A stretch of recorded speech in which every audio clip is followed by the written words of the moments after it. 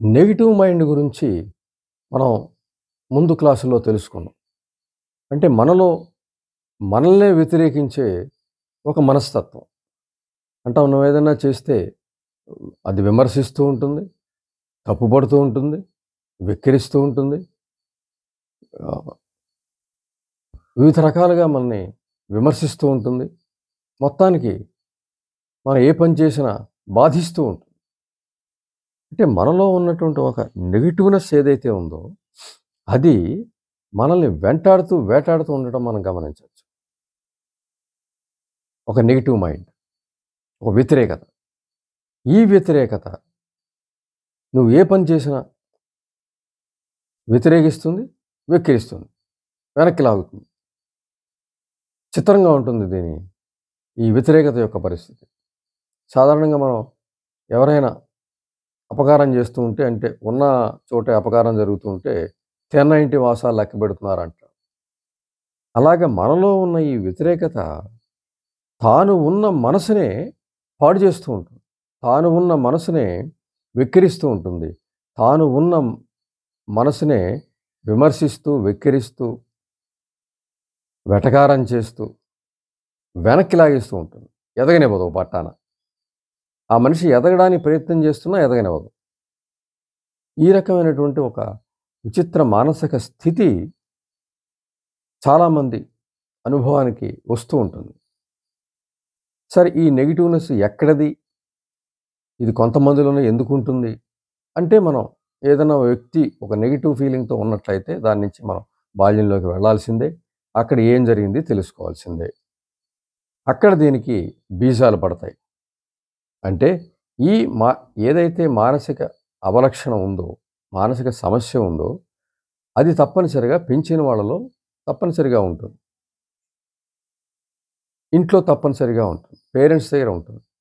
దాన్ని వాళ్ళు గమనించుకోకుండా, దాన్ని వాళ్ళు తగ్గించుకునే ప్రయత్నం చేయకుండా, ఇది మనం ఆహ్, ఏదో వారసత్వంగా ఇవ్వకూడదని తెలుసుకోకపోవడం వలన అదే రకమైనటువంటి భావజాలాన్ని ఆచరిస్తూ, అదే రకమైనటువంటి మాటల్ని అంటూ, అదే రకమైనటువంటి శబ్దాల్ని ఉచ్చరిస్తూ, అదే రకమైన ప్రవర్తనని కొనసాగిస్తుండడం వల్ల వాళ్ళ సంతానంలో గూడా ఈ వ్యతిరేక మనస్తత్వం వచ్చే అవకాశం ఉంటుంది. అంటే ఒక పిల్లవాడిని ఏసడించడం, విమర్శించడం, వెక్కిరించడం, చేతకానివాడు అంటూ ఉండడం, పనికిమాలినవాడు అంటూ ఉండడం, నీ వల్ల ఏ పని అవ్వదని అనడం, అసలు ఆత్మవిశ్వాసాన్ని నాశనం చేయటం, సెల్ఫ్ ఎస్టీమ్‌ని ఎదగకుండా పాడు చేయటం, ఇవన్నీ కూడా బాల్యంలోనే తిట్ల ద్వారా, విమర్శల ద్వారా, వెక్కిరింతల ద్వారా జరిగిపోతుంది. ఆ క్రమంలో ఆ వ్యక్తి పిల్లవాడికి తెలిసే అవకాశం లేదు. అంత చిన్న పిల్లవాడి మీద పెత్తనం అంతా పెద్దవాళ్ళదే ఉంటుంది. కాబట్టి వాడికి ఎలా కావాలంటే అలా చేయొచ్చు. తిరిగి అడిగే ప్రశ్న ఉండదు. అదే ఒక 25 ఏళ్ల కుర్రాడు, 30 ఏళ్ల కుర్రాడి మీద పెత్తనం అంటే కుదరదు అప్పటికి. చిన్న పిల్లాడి మీద పెత్తనం ఈజీగా కుదురుతుంది. అంచేత తమని తాము గమనించుకోకుండానే పిల్లవాడి ఎదుగుదలకి అడ్డొచ్చే ఈ వ్యతిరేకతని పిల్లవాడిలో పెట్టడం జరుగుతుంది. ప్రవేశపెట్టడం జరుగుతుంది. ఆ పిల్లవాడికి కూడా తెలీదు. అదే ప్రపంచం, ఇల్లే ప్రపంచం. ఇల్లు ఏదిస్తే అదే నాలెడ్జ్ తోటి ప్రపంచంలోకి వెళ్ళాల్సిందే.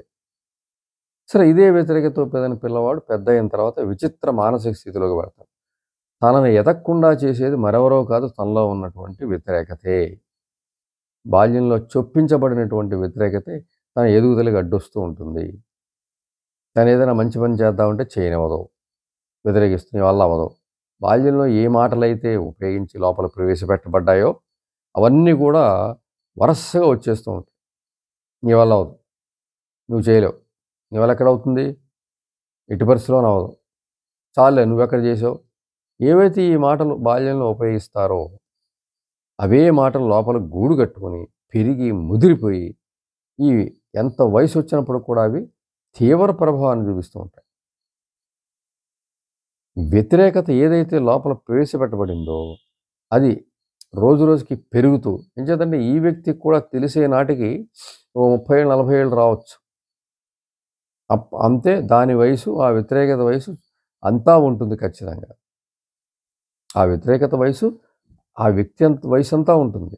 కాబట్టి దాన్ని ఎదిరించడానికి శక్తి సరిపోతుందా లేదా అన్న సందేహం. ఎంచేతంటే మానసిక సమస్యతో ఉన్నటువంటి వ్యక్తి మానసికమైనటువంటి అశక్తత్వం ఉంటాడు. బలహీనతగా ఉంటాడు. కాబట్టి దాన్ని భరించడానికే తప్పనిసరి పరిస్థితుల్లో ఇష్టం ఉండో, ఇష్టం లేకో, తెలియకో కొనసాగుతూ ఉంటాడు. ఇంక పోరాటం ఎక్కడ చేసే పరిస్థితి ఎక్కడుంటుంది? అయితే పోరాటం చేస్తే పోతుందనేది మనకు తెలిసినటువంటి విషయం. అయితే దానికి పోరాటం అనే మాట కూడా సరిపోదు. ఒక యుద్ధం చేయాల్సిందే. ఎంచేతంటే లాంగ్ టైమ్ ఉంటుంది కాబట్టి దాని మీద తాత్కాలిక సమస్య కాదది. చాలా కాలం నుంచి వచ్చిన సమస్య కాబట్టి పోరాటం చేస్తే తప్ప అది మనసు నుంచి తొలగించుకోవడం కష్టం అవుతుంది. అసలు ప్రవేశపెట్టకుండా ఉండే పరిస్థితి ఉంటే హ్యాపీగా వ్యక్తి ఉండగలుగుతాడు. కానీ అది తెలియకుండానే వారసత్వంగా అనేక తరాలుగా వచ్చేస్తూ ఉంటాయి అవన్నీ కూడా. ఈ వ్యతిరేకతే వ్యక్తిని ఎదగకుండా మరుగుజ్జుగా మార్చేసే అవకాశం ఉంటుంది. ఫిజికల్‌గా ఏ విధమైనటువంటి లోపాలు లేనప్పటికీ కూడా మానసికమైనటువంటి ఈ లోపాలు వ్యక్తిని ఎదగనివ్వవు. ఏ పని చేయనివ్వవు. ప్రతిదానికి వ్యతిరేకత వచ్చేస్తూ ఉంటుంది. ఈ వ్యతిరేకత మనసులో ఆల్రెడీ మానసిక శక్తులను హరించి వేసి ఉంటుంది. ఓ చదువు పూర్తయ్యే నాటికి ఓ 25 ఏళ్ళు వస్తాయి. అప్పటికే దాని వయసు 25 ఏళ్ళు ఉంటుంది. ఆ వ్యతిరేకత వయసు. దాంతో దాని మీదే మనసు మీద పెత్తనం దానిదే అయి ఉంటుంది. అది ముందుకు వెళ్ళనివ్వదు. ఏ పని చేయనివ్వదు. మానసిక శక్తులను హరించేసి కూర్చుంటుంది. ఏ పని చేయనివ్వదు. అదే విమర్శిస్తుంది. అదే వెక్కిరిస్తుంది. అదే ఈసడిస్తుంది. అంటే బాల్యంలో చొప్పించబడిన ఇవి జీవితకాలం కొనసాగే అవకాశం ఎక్కువగా ఉంది. మధ్యలో ఇతను యుద్ధం చేసి దాన్ని వదులుచుకునే పరిస్థితి లేకపోతే. అసలు ముందు సమస్యను గుర్తించాలి. దాంతో యుద్ధం మొదలుపెట్టాలి. తీవ్రమైన యుద్ధం చేయాలి. ఆ పని యుద్ధం చేయాలి. అప్పుడు ఆ వ్యక్తికి ఆ సమస్య తొలగే అవకాశం ఉంటుంది. అంత యుద్ధం చేయడం అంటే మరి చాలా ఎక్కువ శ్రమ పడాల్సి ఉంటుంది. ఆ వ్యక్తికి శ్రమపడే శక్తి కూడా మనసే ఇవ్వాలి. మంచి సంకల్పం తీసుకోవాలి. ఇవన్నీ కూడా ఉంటాయి. కాబట్టి చ చెప్పదగ్గ విషయం ఏంటంటే ముఖ్యంగా పేరెంట్స్ తమలో ఉన్నటువంటి మానసికమైనటువంటి ఏమైనా ఇబ్బందులుంటే వాటిని పిల్లల్ని కనకముందే తొలగించుకోవాలి వాటిని. తమలో ఏమన్నా సమస్యలున్నాయా అని ముందు ఒకసారి గ్రహిస్తే ఇప్పటి వాళ్ళకైతే తెలుస్తూ ఉంటాయి. ఏ మానసిక సమస్య పిల్లవాళ్ళు కనిపెడుతున్నారు. వాళ్ళు సైకాలజిస్ట్ దగ్గరికి వస్తున్నారు. పిల్లవాడు ఈ రకంగా ఉంటున్నారని చెప్తున్నారు. ఆల్రెడీ అది పిల్లవాడిలో వచ్చేసి పెరిగిపోయిన తర్వాత కనిపెడుతున్నారు. అలా కాకుండా తమలోనే పిల్లలకి జన్మనిచ్చే ముందుగానే కనిపెట్టి వాటిని తొలగించుకున్నట్లయితే, వాటిని అదుపు చేసుకున్నట్లయితే అవి పిల్లవాడిలో రాకుండా చూడొచ్చు. అతని జీవితం సఫలం అవుతుంది. అతను మానసికంగా బాగా ఎదగగలుగుతాడు. మానసికంగా సమృద్ధిగా ఉండగలుగుతాడు. జీవితంలో విజయాలు సాధించగలుగుతాడు. మంచే మనసులో ఉంటుంది కాబట్టి చెడు ఉండదు కాబట్టి. అంటే ఆరోగ్యమైన మనసు ఉంటుంది. అనారోగ్యకరమైన మనసు ఉండదు కాబట్టి.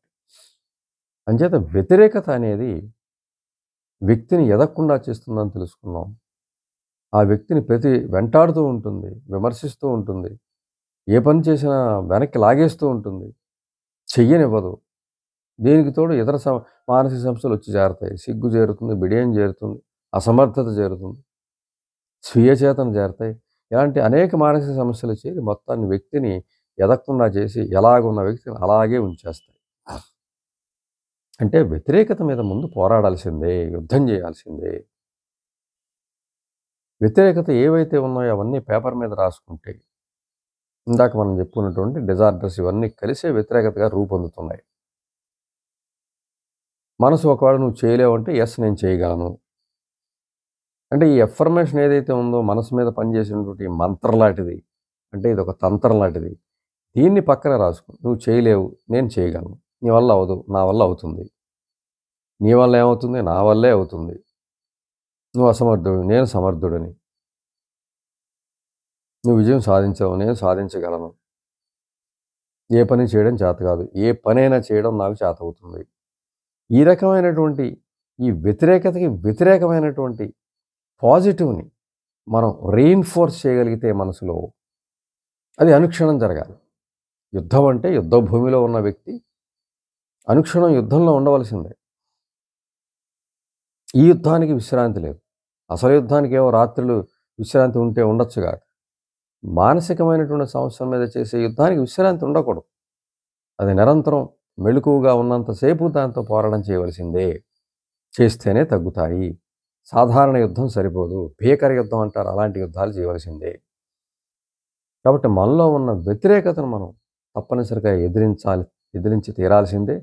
లేకపోతే మన జీవితానికి పెద్ద పెద్ద అడ్డంకుల్లా అవి ఏర్పడి మనల్ని ఎదగనివ్వవు. మన విజయాన్ని సాధించనివ్వవు. కాబట్టి విజేతగా ఎదగాలన్నా, సౌఖ్యంగా జీవించాలన్నా, మనలో బాల్యంలో వచ్చినటువంటి ఆ వ్యతిరేకతని యుద్ధం చేసి, శ్రమతో, ఓర్పుతో, సహనంతో యుద్ధం చేసి, పోయేంత వరకు యుద్ధం చేసి, దాన్ని తొలగించుకోవాల్సిందే. మొదలుపెట్టకపోవడం, మధ్యలో వదిలేయడం కాదు. వాటి మీద యుద్ధం మొదలుపెడితే విజయమే లక్ష్యంగా కొనసాగాలి. ఆ వ్యతిరేకతను తొలగించుకోవాలి. మనల్ని మనమే మన మీదే పెత్తనం చేసి మనల్ని అణిచేసే మనలో ఉండే మన శత్రువుని జయించి తీరాల్సిందే.